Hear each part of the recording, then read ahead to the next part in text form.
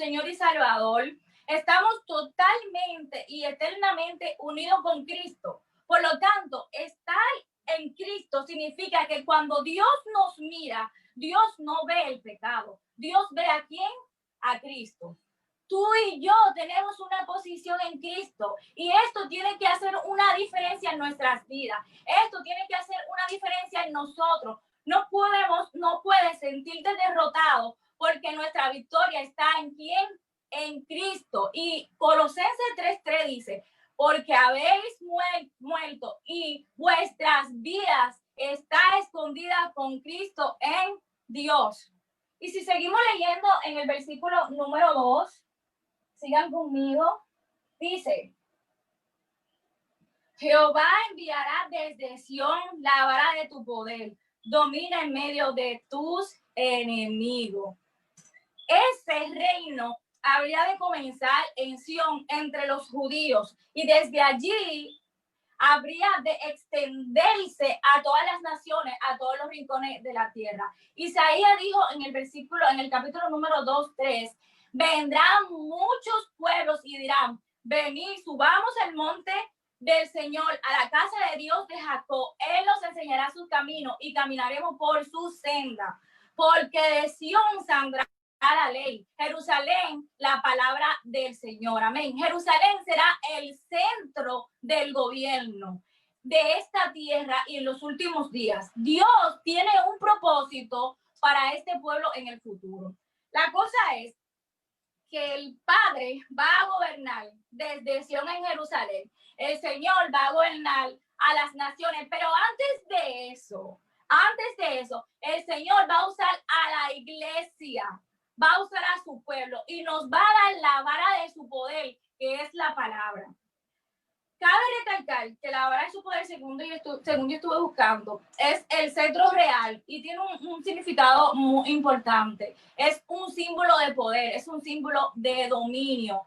Dios usaba a Moisés, los que conocemos la historia de Moisés, ¿verdad? Dios usaba a Moisés ¿a través de qué? A través de una vara. Y esa vara era muy significativa. Pero ¿cuál es la vara de nuestro poder ahora?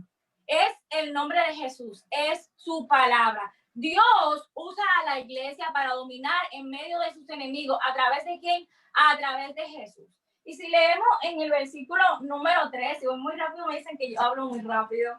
En el versículo número 3 dice, tu pueblo se te ofrecerá voluntariamente en el día de tu poder, en la hermosura de la santidad, desde el seno de la aurora, tienes tú el rocío de tu juventud. Dios le dice a Jesús, hijo, el día que te levante con poder, en el día de tu manifestación, en el día de tu justicia, en el día que te levante como poderoso gigante, como dice la palabra, hay un pueblo, hay una multitud, ese pueblo que tú te ganaste, ese pueblo se te ofrecerá voluntariamente. No solo un ejército, sino un pueblo amante de ti, un pueblo que te aclama, un pueblo que te adora, un pueblo que se divide por ti. Y si nos vamos un poco más atrás en el Salmo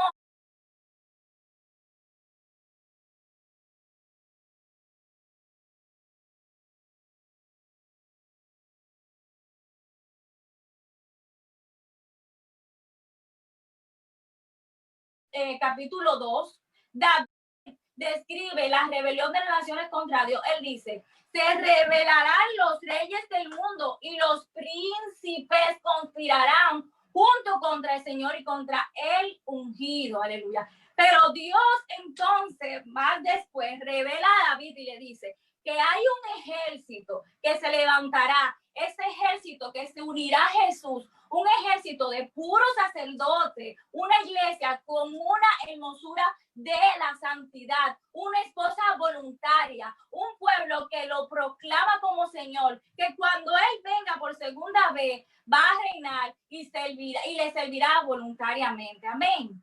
Pero David muestra que la santidad es algo que atrae el corazón de Dios.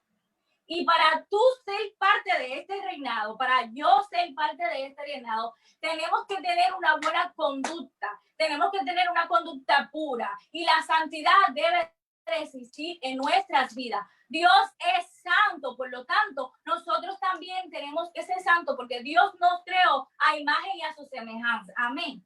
La idea es que el trono de Cristo está establecido en su iglesia, su venida se anunciará y tendremos un amanecer de un nuevo día, la venida de Cristo a la tierra en gloria. Qué bonito, aleluya. Rodeado de un pueblo que glorificado. Amén, aleluya. Y aquí en el libro hay un resumen, que es la última parte. El día que Samuel viajó, ¿verdad?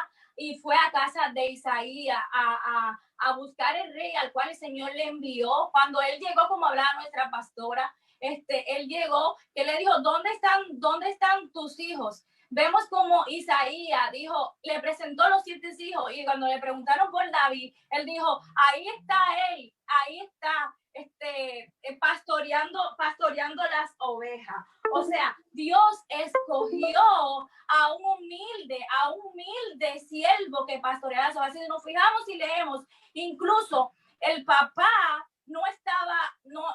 David no era el hijo favorito de Isaías, porque de la manera que él dijo, él cuando le mencionaron sus hijos, él no mencionó a los 8, él solamente, ¿qué? Buscó los 7. ¿Y dónde está el otro? Y yo me imagino a Samuel, pero espérate, estos 7 como que no son, porque yo estoy aquí mirando, pero señor, espérate, o tú me enviaste al lugar equivocado, o yo no sé qué está pasando aquí. Él dice, ¿sabes qué? Tú no tendrás un hijo por ahí, otro por ahí, porque estos ninguno son, Dios no me ha revelado que son estos. ¿Y sabes qué? Él le dijo, sí, pero ahí hay uno que está pastoreando la oveja. Y yo me imagino cuando Samuel lo vio, dijo, este es el escogido, este es el elegido de Dios. Amén. Y dice aquí, ¿verdad? Que Dios había mirado que el corazón de David. David tenía un corazón conforme al corazón de Dios.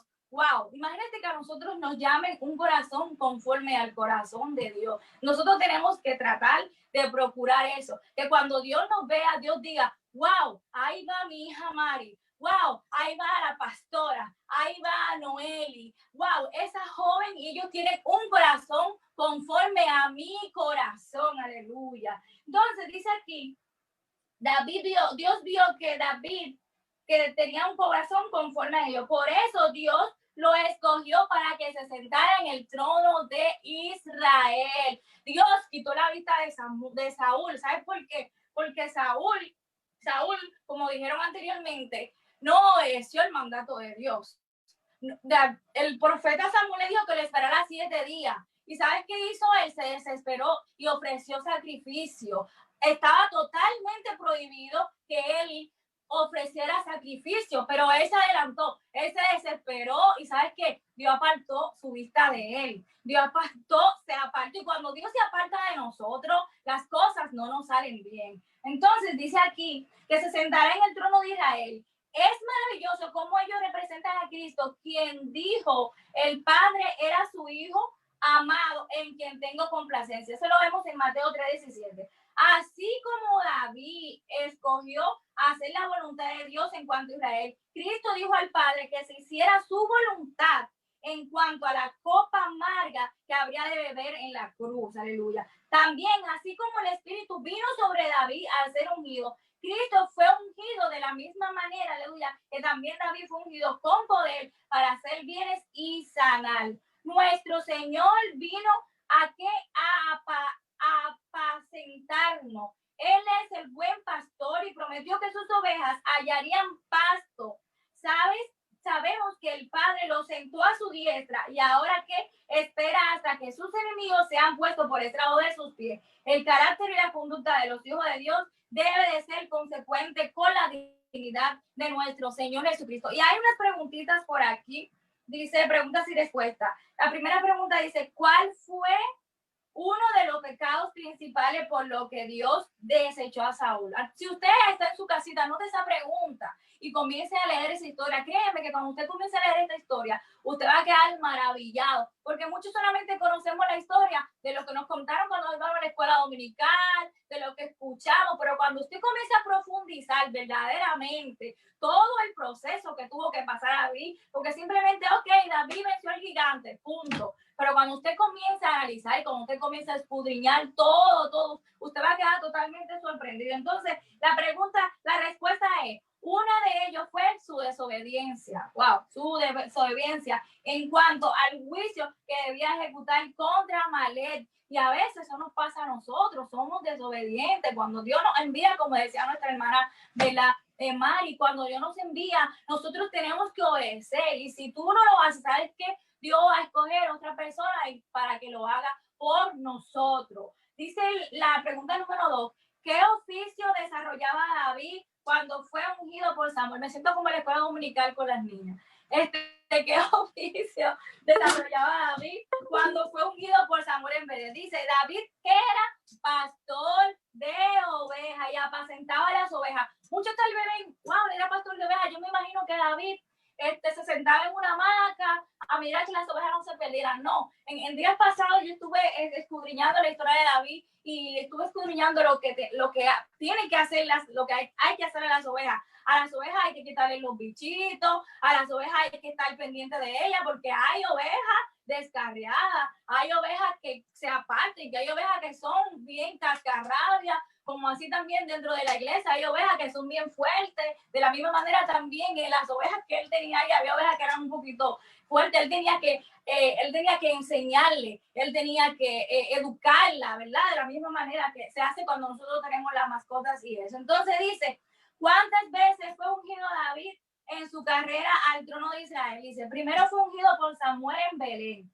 segundo fue ungido como rey de Judá y finalmente fue ungido en Hebrón como rey de todo Israel. La número 4 es, ¿qué nos enseña la promesa del Padre de sentar a su hijo a su diestra? Los creyentes aprendemos aquí que debemos humillarnos como lo hizo Cristo y esperar que el Señor nos exalte cuando fuera el tiempo. Hay un versículo que si quieren lo pueden buscar, lo que tiene su libro. Señores, saquen el libro del closet, de la gaveta, los libros para nosotros estudiarlo. Usted lo puede buscar en Primera de Pedro 5:6. La última pregunta dice, ¿cómo debe conducirse un discípulo de Rey de Reyes y Señor de Señores? El discípulo cristiano debe recordar que el que dice que permanece en Cristo debe andar como Él anduvo. Andar como Jesús anduvo. Vamos a buscar cómo anduvo Jesús. Si ustedes solamente saben lo que ha escuchado, para que nosotros sepamos cuál debe de ser nuestro comportamiento. Debemos reflejar a Cristo. Es muy bonito pararse y decir la palabra, aleluya, pero esa palabra tiene que trabajar en nuestras vidas, tiene que trabajar en nuestro carácter. Tenemos que tener el carácter de Cristo, que nuestro comportamiento sea un carácter de Cristo, que cuando las personas nos vean y digan, wow, esa joven es diferente, pero ¿sabe por qué? Porque tiene el carácter de Cristo, aleluya. Pero nada, en esta noche damos gracias a Dios, aleluya, por esta oportunidad. Hemos aprendido bastante, sigue estudiando en su casa y leyendo la palabra, que la palabra de Dios en nuestras vidas. Dios les bendiga y la persona que continúa.